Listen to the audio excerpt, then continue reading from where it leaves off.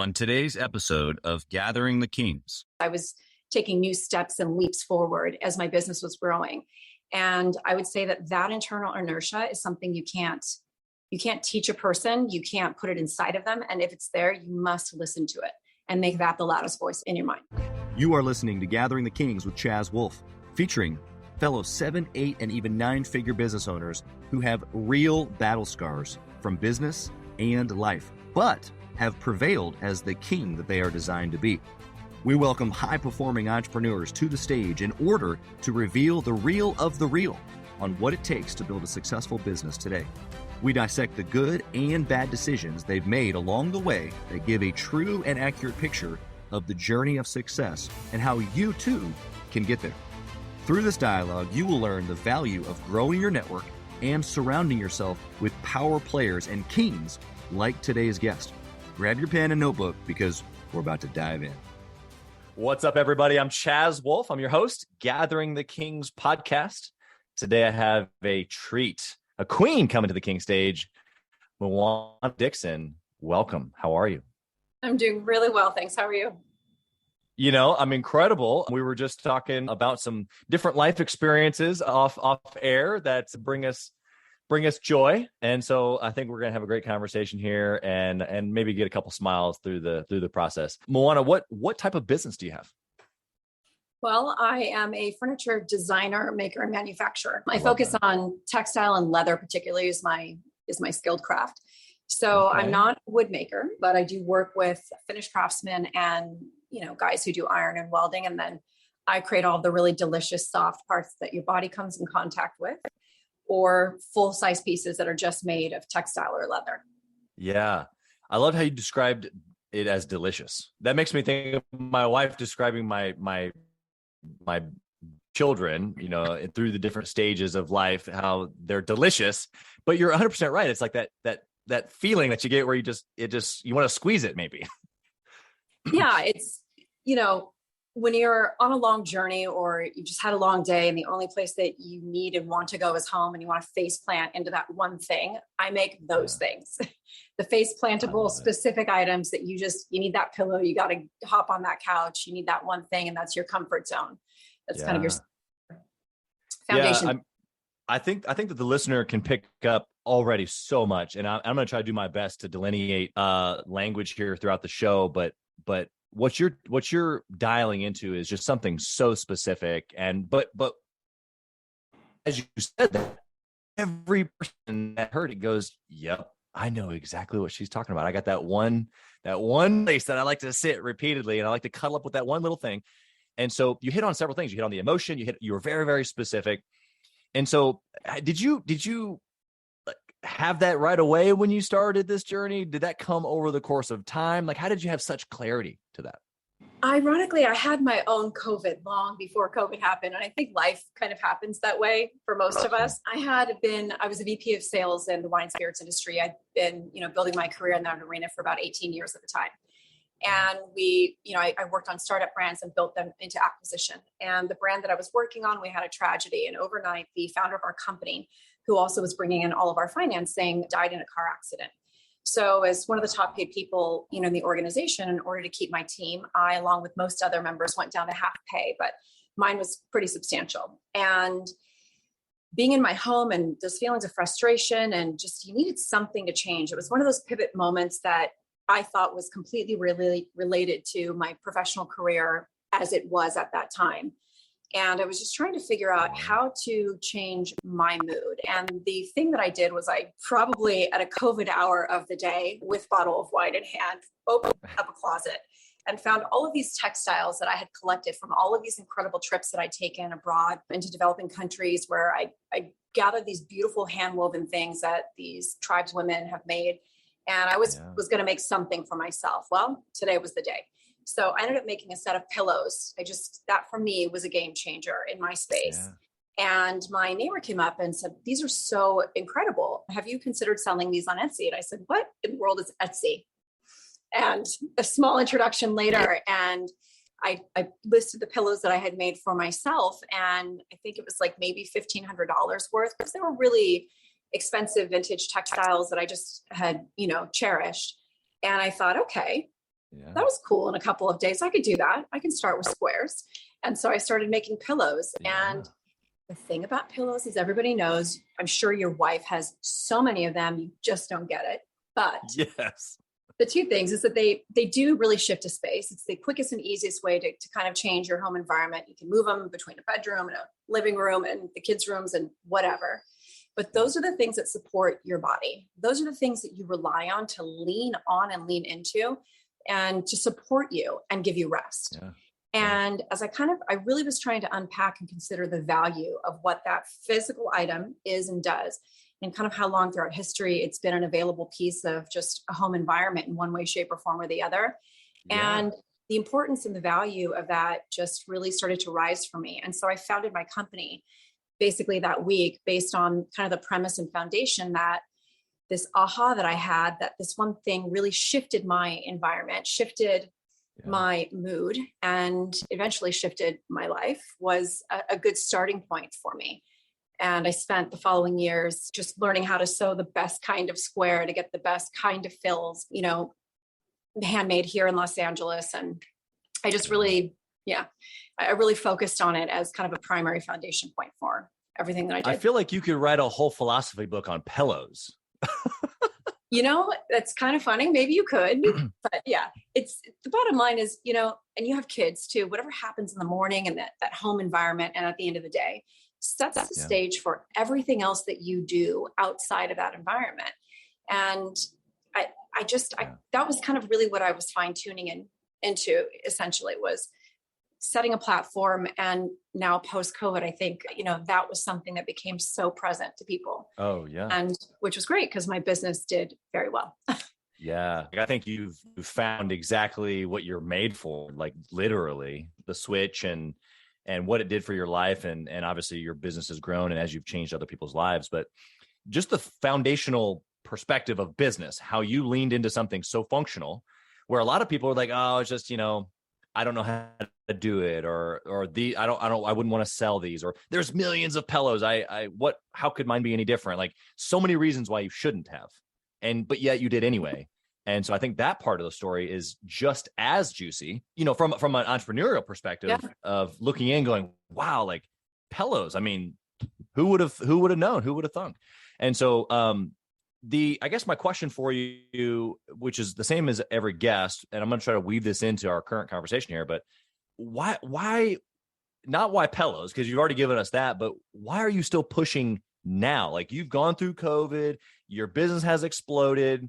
Is it still about what you just said, the clarity that you have around bringing this restoration to this piece of people's lives? Or is it more than that now? Or is it different? How has that changed? I'm going to try to answer this without giving too much away. Obviously, I've matured and grown tremendously. It's been 7 years since I started my company, but I have a really incredible, I think I have a very cool project that I've been working on developing for the last couple of years that ends and begins in a sustainable kind of closed loop system. But I can't give you too many details because you're going to leave us cliffhanging. Okay. Yeah. My first round of financing on this one, developing something that could possibly be very game changing and deliver that same sentiment to people, especially in developing countries or in war times, like the things that we're seeing, in a very rapid, sustainable and reusable manner, if you will. So I've really leaned even more into the ethos of where the identity that I began, the fingerprint of my company. But most importantly, I was reading a book at the time when I started my company that was a complete disruptor. It was something that landed parallel to my fault line in my life, professionally and personally. And it was this book by a gentleman by the name of Erwin McManus called The Artisan Soul. And he has one sentence in there that is just tattooed on my heart forever. He says, one who is created creates, basically. That's the imprint of intelligent design, and creates and continues to evolve. But creation is the identity of the core human ethos, if you will, and his perspective, and debatable in a whole bunch of different ways in different contexts. But if you just kind of strip that down to the one foundational point of what we all do have in common, even if you're an accountant, you create magic with numbers. If you're a chef, you can create magic with food and with a steak, or pastry or whatever it is. In every single capacity, what the human being and brain has created out of absolutely nothing is probably the most powerful enterprise that any of us can actually step into. And I think there have been so many times, I know there have been so many times that I've just wanted to quit. I've been so frustrated. It's just pillows. It's just someone's house. It's just, whatever. And the thing that does continue to drive me is what else would I do? And sure, there are a lot of other things that I could do for money, but I'm intended to do something more with my hands, with my life, and with my brain than just, be a recipient of a system that doesn't necessarily edify what I'm supposed to do. Yeah. That was kind of, sorry. You couldn't have said it any better. Just a beautiful set of words there of what entrepreneurialism is. I would say every entrepreneur at some stage in their career, it starts off as, maybe I'm pissed at the man and I want to go do my own thing, or maybe it's out of a curious state where it's like, hey, let me go see what might be able to happen here with these pillows. But it begins. And then there's this journey of like, we got to really iron it out. We got to really want it. But then to your point, we determine, or we can find, if you're looking for it, the greater purpose. And so I just appreciate you sharing that. Even more so, the we're created to create. 100% we are. Every entrepreneur is creating something. We were just off the air talking about my wife, and it's like, that's what we do. We create. We created humans, like other humans. Like this is what we do. Yes. So I think you're spot on. I finish up. I reread Think and Grow Rich every fall, every September generally. And so, nice. I mean, it's like, this is exactly what it is. When we press into the limitlessness of whatever it is that we can create, it's such a big thing that a lot of people kind of run from it because it's so big and vast. What would you chime in with that, on that topic there? The thing that comes to mind to me is always the Wright brothers. And I'm sure you know the story, and everybody probably knows the story pretty well and simply, but I think they were bicycle makers. They were doing all of these other things essentially professionally other than building airplanes. And there was another gentleman who was well-financed. These guys had no money. They built their planes. They took them up. They always had crash materials on hand, which would be terrifying for a wife, most likely, but they failed continuously. And there was maybe another person, and probably somebody somewhere else on the planet was probably thinking the same thing at the same time. Yeah. So that's always kind of something that I remind myself when I'm watching other people doing things that are similar to what I'm doing and or with other similar companies. I don't ever look at them as competition, but as a driver, because everything that exists was born out of something that did not exist. And by one or two man's perseverance. And the other thing is that it usually isn't just one man that succeeds on his own. It's usually someone with another partner. But there were two men that elected to envision something being real and had very little resources and finances to actually make it happen. Were willing to kill themselves to do it, which is what entrepreneurship for me at points has felt like, but they could not do it. And they continued until they succeeded. Yeah. And that didn't necessarily mean monetary success, but it meant that the core mission of their soul's journey at that time was to be that was their fingerprint and mark on human history, on this human experience, and shifting it for everybody else because they just showed up for themselves. Mm-hmm. And I think that's what comes to mind when you kind of start. I have that conversation with myself, and my pep talk often includes that environment of communication because my little monkey brain will say everything other than what I just shared with you. Yeah. Yeah. And so true. But you're also right in what you just shared is that in those moments, what you have to do is remind yourself of those other stories, the inspirational stories, or this thing that I'm stuck in now. It's no different than what I accomplished then. I can do this. And so I just appreciate that perspective. I've heard there are people who do get lucky, but I think most people will probably say, well, what looked like luck to you was 5 years of something else. But yeah. That's right. And in business, 7 years, COVID could have swung the business the other way, but instead it was this lightning rod of people being in their homes and wanting their space to be upgraded. And I'm sure that was, you were in the right place, right time, doing the right thing. And I think a lot of people benefit from the quote unquote luck, but years of work positioning yourself before that. I want to transition a little bit to your business decision making. Okay. And I'm sorry if there's a little delay here. We're having this huge storm in Kansas City right now. So I'm not sure if this recording here at all, but a good decision that you made, something that you would do over and over again. It really, really worked out for you. Let me think for one split second. The only thing that I would say is I just went for it. I I would say that's probably part of my personality. But the one thing that I would encourage in any conversation that I have with any entrepreneur who says, well, I have this thing that I want to do and I'm waiting for the right time, or I'm hoping to get this money or this thing, I just say, stop. I interrupt you, like hand in your face, please. You have to stop. All of this is defeating all of the energy that you have towards something that's being birthed inside of you. Listen to that thing that says go balls to the wall. You don't have everything that you need. You just barely showed up by the skin of your teeth. That's the thing that I think you need to hold on to and be energized by. That I would say being too afraid to just go for it when I didn't have anything. And it was out of need, but it was also out of my soul's hunger. So there was something else that was louder than all of the language of I don't have this and I don't have that. And there were often times that same conversation would come back into play as I was taking new steps and leaps forward as my business was growing. And I would say that internal inertia is something you can't teach a person. You can't put it inside of them. And if it's there, you must listen to it and make that the loudest voice in your mind. I mean, again, your word choices are so eloquent, but it's so scary. Moana, like, I don't know. And the road is uncertain. It's so scary. Yeah. And that's, I guess that is exactly what you're here for.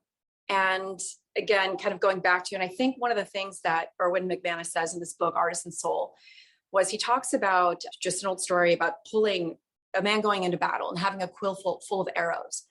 And he says something to the effect of, if your agenda is to get through this thing, do you want to die with all of the arrows or any arrows left in your quill? Or do you want to pull every one out and actually at least let it go? At least pull back as hard as you can and aim for a target. You may miss, you probably will. And I would probably surmise it best in the words of Les Brown, who says, live full, die empty. Just do all of the things. And I think that the holding back, that's again, a personal journey and concept for everyone to unpack themselves. But I would say that's the bottom line, is just to go for all of the things. That's what you're here for. I mean, that's life. Yeah, it is. And I think that, even for somebody listening today who has maybe a smaller business, they haven't gotten to some of the maybe markers that you have. I still think that message is for them. They jumped originally, they took the leap.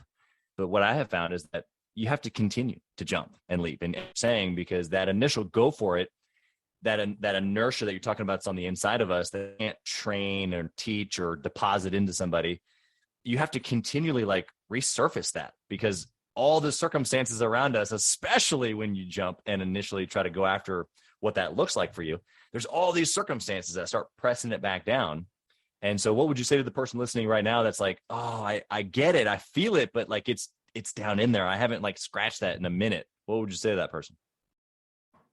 I would say two things. Number one, you're right. Those feelings do come back. So it isn't a one-time journey, and it is not a rite of passage.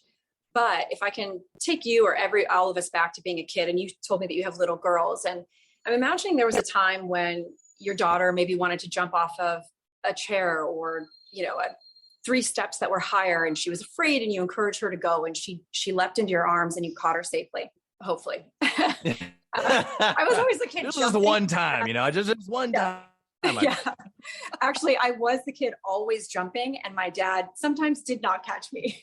Yeah. However, the thing that happens, those butterflies and that joy that she gets in her tummy, and she begins to trust, and those jumps become a little bit more, they become greater and more adventurous, and that excitement. If I could just remind you of what that feels like, because we've all gone through those things in life. And those 2 words that I would put together and encourage you to exchange with one another. I am afraid, to what you really are is excited, because this is something you haven't done before. And the excitement is going to continue to come back, because this journey is going to continue to evolve. And as it does, the jumps and the leaps that you're going to be expected to take will be greater and far more risky, and things get so much more complex. But the reward and that feeling and that joy and that in that part where you leap down becomes greater and better as well at the same time. And fear is another way of convincing ourselves that we are incapable of doing something we haven't done. And being excited reminds us that there are always things we haven't done. I don't know what's going to happen in this conversation 3 minutes from now. And I don't know what's going to happen tomorrow as much as I could plan. So going back to my first sentiment, you have to go for it and learn to trade out words that hold you back with words that encourage you. Yeah, so good.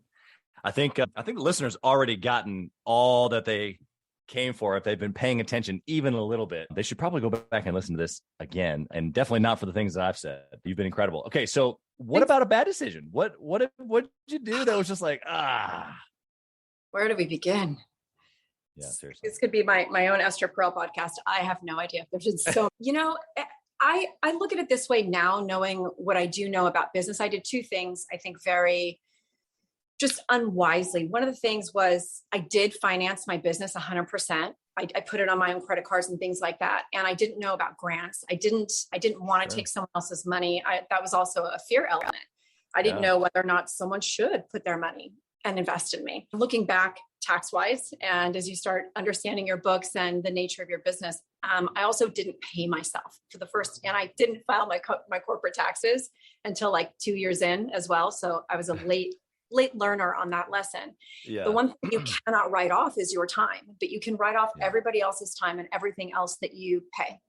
And I think just the technical details of business and the financial nature, those things, as I've learned to understand them now at this point, were just technical mistakes that were maybe kind of it was technically my sophomore run at a business, but things that I would really encourage a person to not do is try to find grants. There's so much money available and out there, especially for female entrepreneurs, and especially right now post-COVID for startups and enterprises that are doing, from creative to technical endeavors.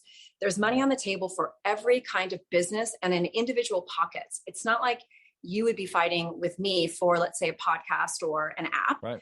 In my space, we might be fighting for a marketing, grant, but they're really geared towards specific types of businesses. And there's just so many resources. The internet is just a gold mine, and you just have to have the fortitude to go and dig. So I would say, look for money because it's there, if that's one of your fear elements. And and make sure that you value your time. And especially because if you don't, nobody else will. Yeah. The IRS. Exactly. The phrase that you just said there, you can't write off your time. You can write off what you pay, though, through other people, which is an incredible mindset shift. I think that the listener right now, generally speaking, pre-7 figures, doing a lot themselves. And I hope that hit home for them, because I can even tell in your face right now that you were remembering some of those moments or years like it was for me, all the things I was doing myself. Years. And then all the things you say, why would I pay someone to do that at this price when I could do it myself? Right. And you really just have to put the value proposition on the table. What is my time worth? And you really actually have to calculate and the way that it works for me is, what could I do in 1 hour? If nobody bothered me, if nobody called me, if I had 1 hour to generate income or to find money, I could apply for 3 grants online. I could reach out to 5 clients. I could have 3 phone calls technically that took 15 minutes, or make 15 phone calls of follow-ups in order to generate money and bring resources back in. And depending on whatever it is that you do, that could be between, let's say in 1 hour, I could possibly very easily generate, let's say, a grant. Right. Or even if that's $500 or $250, that now becomes the marker of what I charge per hour in my mind bank. Right.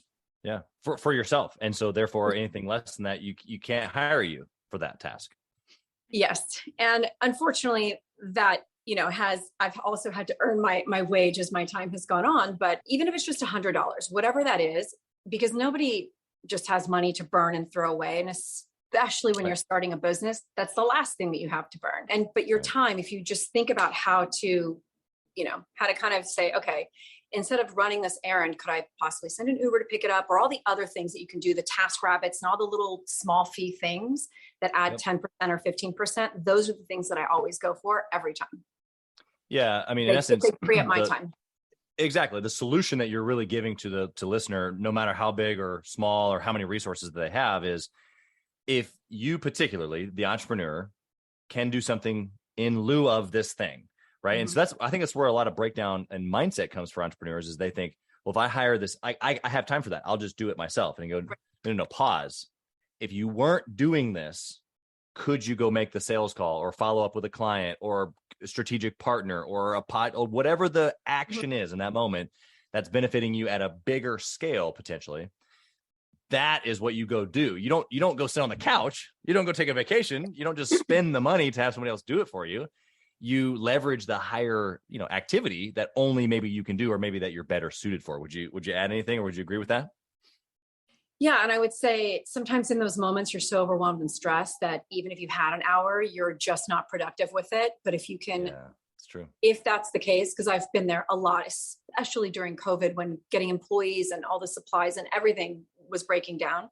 There were often times when I just had to unplug what was going on in my life. And, the cool thing about the internet is everybody, you get to spend time with the greats. So I would unplug and I would go onto YouTube and I would listen to a great podcast or a TED Talk, and I would reset my mind frame. And sometimes, as of late, things are always challenging. I've had to do that maybe 2 or 3 times a day. And if I can't actually get in the place of working out or meditating, that's the third thing on my list, is to feed my brain something that my subconscious will pick up and reframe how I go about everything that happens after that 1 hour. Yeah. Yeah. I'd say, I might add in there too, maybe adding a nap with some great pillows, And then there's that. You should definitely face plant Superman style into your bed. Yeah. That's right. Okay. What process do you have now around decision making? Obviously, you've been uber successful in all of this. We've talked about some of your mistakes and some of the good choices. What does the decision look like for you in today's world?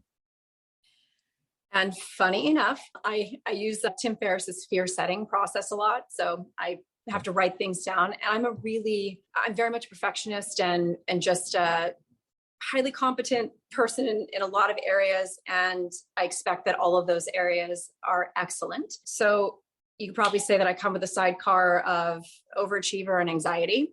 And so for me, I will without create massive storylines around all of the worst case scenarios and spiral completely out of control in a matter of 15 to 20 minutes, if left alone with my problems. Sure. And what I learned from Tim Ferriss, if you haven't seen his TED Talk, it's a short 15 minutes, but he basically just plays what if, and you write it down on paper. What's the problem that I have? Give me 2 or 3 possible worst case scenarios. And what if one or all of those things happened? Is there any possible recovery from that? And also, so what? And I think what you do kind of boil down to at the end of this exercise is that more often than not, most of these things are so what, or they're pushing me to do something uncomfortable. Like during COVID, I had vendors that I just simply could not pay. And the anxiety of calling them or not paying them was 10 times harder than just picking up the phone and saying, Mario, I know that you have a family-owned business and everybody's going through stuff. I can't pay you, but I'm telling you that I will. And I don't know when that is. And they continued to let me borrow, if you will, some goods and supplies that I needed, which I didn't expect. They said, it's just enough that you called, do you need anything today? And sure, enough I did. And I was able to get some of the things that I needed, but only because I actually had to write it down on paper, because I already felt that I burnt the bridge in the relationship. That was what I was buying into, my story. But when I actually mapped the story out, the worst case is, it ends up in collection somewhere. And at the end of the day, but if I wanted to preserve the relationship, was there anything I could do to mitigate and or to do better? And almost every single time there was. And also almost every single time, the worst case scenario kind of ended in, so what? I'll survive. Yeah. Yeah. It's not going to kill me. I cannot tell you how quality of an answer that is. We have some incredible guests on the show here. We're over 200 at this point, but the reality of that answer, and I'm not just tooting your horn here. I listen to a lot of very successful people, and I've asked that same question to a lot of people, and a lot of great answers. One of the best answers I've heard. Thank you. Okay, let's go to the speed round. Okay. And in the speed round, first, I want to know about your tracking. There's lots of things to track inside your business, but if you can only pick one that you track forever and ever, what would that one thing be? Cost of goods. Ooh, okay. And why? What does that do for you with the rest of the story if you know that one piece of information? It gives me absolute flexibility in times of difficulty to be able to lower my prices and generate greater income by and or creating products for the masses versus elite. It allows me to flex. And you know how to very quickly. Yeah, that's good. Yeah, and that's really the point of that question, is to know whatever that trackable metric is for you, to be able to, when you know it, like, how do I adjust quickly? How do I make the move? How do I win today, tomorrow? That might look different. Yes, completely. And it always does, especially if there's anything the last few years has taught us. You need to know where you can, carve some fat and enjoy the fat when you can get it. Yeah, that's right. What book would you recommend for a six-figure business owner specifically, if you can? Very simply, for every human being who I think should be a six-figure business owner, The Four Agreements. That's my book that I read every year, over and over and over. Yeah. Okay. And so why? What's your main takeaway from that book? Even just starting the beginning, just the power of your words. I think we've talked a lot about that, how powerful language is and how much it'll influence and change everything that you do. Operating with integrity just means that people are crappy in business more often than not. Doesn't mean you should be. And just because the guy that looks like he's cheating you down the street looks like he's more successful than you are, you die with yourself at the end of the day.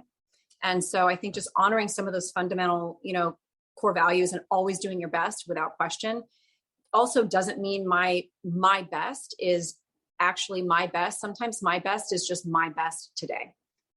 And you really just have to learn to honor those things, and just powerful. Yeah, no, it's super powerful. And also it gives you space to be where that is today, and then also permission to do it better tomorrow. There's a double-edged sword there. That's incredible. Okay. What do you think about intentionally networking or masterminding with other entrepreneurs? Absolutely. I just started a new group with 4 of my closest and here in Los Angeles. It's especially now a lot of people, I've worked from my home for pretty much my entire career, but now in a creative environment, and especially post-COVID, I think a lot more people do understand this. You end up just talking to yourself kind of most of the time, even if there are people that are employees, sometimes they're younger, they're not necessarily in your same mindset. I think it's imperative, even if you can't or don't have a mastermind group, like I said earlier, you can hang out with the masters all day. It's a one-way conversation, but on the YouTube, and you can have great friends now, like Oprah and the Tim Ferrisses and all these other people that you can actually listen to. But I think it's bar none one of the most important things. I think your network really is your net worth. And the exchange of ideas is one of the most important things that we can do as humans. Yeah. Yeah. That exchange of ideas, at least from my experience, personally, I value it, obviously, just because I've grown to know the value of it. But the person listening here, like right to you right now, and hearing, the value of the exchange of ideas. Oh, okay. Well, like, it sounds cool, but like, what does that really do for me? Because you and I, over the course of time, you're around one person, you watch one video and it goes ding, and it changes, it shifts something so large in your business. And it wasn't even necessarily the idea sometimes, but it was that thing that you heard or that idea that he or she was doing. And then it just correlated some things for you in your business, and it made a shift for you. Maybe speak to that right now for that person who's like, I've never experienced that. I don't know what you're talking about. Sounds nice. What I would say is one of the gals that's in my mastermind group, and again, it's a very small circle. She always says, as I'm explaining a problem or a situation, even if I do my Tim Ferriss thing, I'll say, well, here's what I'm working with and what I'm up against. And she'll always say, is there a third door? And the reality is that when another person is outside of the problem and can address or even encourage you to think of something differently, it can change absolutely everything. And the reality is that most of our problems are not just our problems. We sort of all recreate a lot of the same things in different ways based on, whatever the foundational kind of like core issue is. Yeah. But the thing is that we are so much more alike. And the truth is somebody has gone through that same issue and has resolved it, and or has resources, and or might say, I just went through that and I have the perfect, setup for it. And I have the person that can help you through that, or whatever the issue is. Yeah. I think that really finding community in one way, shape, or form, even if, to your point, it's just listening to something again, because you don't have community in the moment. I would think that that's the most valuable thing that any person can do in any business enterprise without fail. Yeah. Yeah. You got to press in. Even where the mastermind idea comes from. You've got YouTube, or we've got YouTube now, but in Think and Grow Rich, he had to do it in his mind, Right. And so we can at least create some sort of relationship with the Oprahs and the Tim Ferrisses, like you said, via YouTube. And so there's this incredible opportunity that today's entrepreneurs have, even by listening to a podcast like this. And so they can create these moments of and to be able to go implement. If you only had 1 hour to work on your business each week, 1 hour each week, and you run it successfully like you do now, what would you do in that 1 hour to successfully run your business? I would, I didn't actually think about this one and all the questions that you've asked. The first thing that came to mind is actually, and I think I said it earlier already, what I would do in that 1 hour. I would either, depending on my mood, if I was like really like pumped up, I would do that exact thing where I would sit down and I would say, how can I generate X amount of dollars in 1 hour? Go. Yep. And I would sort of like mind bet myself. I'd be like, okay, if I do this, then I could do A, B. And if it's just, I'm having a really rough day and I'm not motivated to do that, I would go in the opposite direction, 100% towards the self-care and feeding my brain body so that I can show up more effectively on the back end of that hour. Yeah, that's incredible. Okay. Last question, Moana. If you could whisper in the younger Moana's ear, what would you say? I would say you've survived 100% so far. You're going to survive 100% of everything else. It's all going to be okay. Yeah. No matter what. Yeah. No stress, no anxiousness, no worry. Yeah. Yeah. And if I could think about that a little bit more, I would probably say that you're greater than you allow yourself to believe. Just go for great. Yeah. And I would say that just all of the stresses of life and all the challenges and all of the things that do confront a business owner or a person in general, it's so easy for us to be our own worst enemy and to think, how I'm not going to survive this or I'm not going to be able to start a business if I don't have all of these things. And if you just take the greatness proposition that you're here for a reason, and that may and will change and evolve as you continue to go, but go for that. Yeah. Versus the smaller end of the spectrum, I would always encourage myself to do that. You've been created. What are you creating? Sorry, could you say that again? I said, you've been created. What are you creating? To take some words from the great Moana Dixon. Well, I believe that I am creating a more sustainable way for the human body to experience the proposition of rest. Just like I shared with you, after food, clothing, housing, every single person inside of that house, even if it's a shack, needs a place to put their body. And I think that rest and restoration is the other primary function of a home and what prepares us to go out to the world. So it is my personal belief system that every person, every body deserves to rest and have a place to do that. So I am working on creating and shifting, like I said, some part of our global perspective on how we make those things, at what prices and what they're made out of and that kind of thing. Yeah.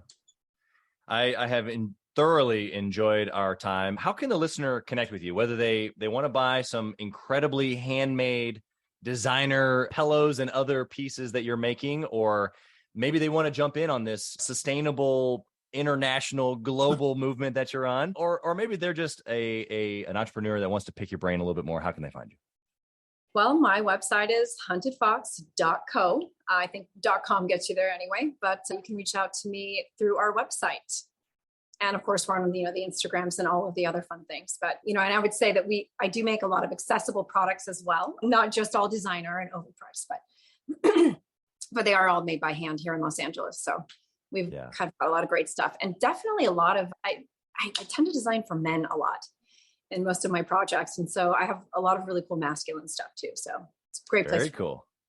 Well, I have an upstairs loft that has some elk and deer and a pool table, and that's about it. Like, I need some major help. So I'm going to be checking out the website. Maybe I'll be texting you on some ideas. Maybe we can get some of your products in the man loft over here. I sure hope that you do. It's my favorite.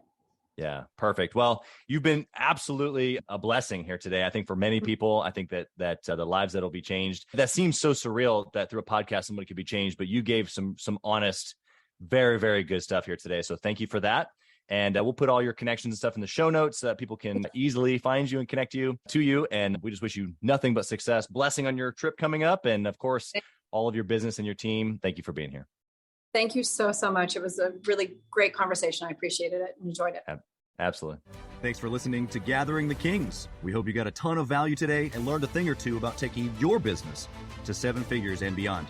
If you desire more and want a community around you to help you get there, I want you to go to gatheringthekings.com. That's gatheringthekings.com. And I want you to apply for our next Becoming a King 90-day intensive. We are extremely exclusive by nature as a group. What that means is that we're really wanting only the entrepreneurs who take their business and targets super serious to apply. So if that's you think you got what it takes to level up your business, I want you to go to gatheringthekings.com and apply. And we will see you on the other side.